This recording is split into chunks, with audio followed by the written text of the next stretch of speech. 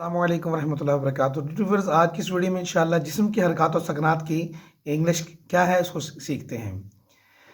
Left side से मार्च करना, चलने को कहते हैं सिट, बैठना, ओपन किसी चीज़ को खोलना, थ्रो फेंकने को कहते हैं, नील घुटनों बैठना, नील घुटनों। अच्छा, इसमें फ़र्क देखें, घुटना और टखने में, एंकल टखने को कहते हैं, टखना पाँव का होता है, घुटना टांगों के दरमियान जो हिस्सा होता है चपनी को, उसको घुटना कहते हैं।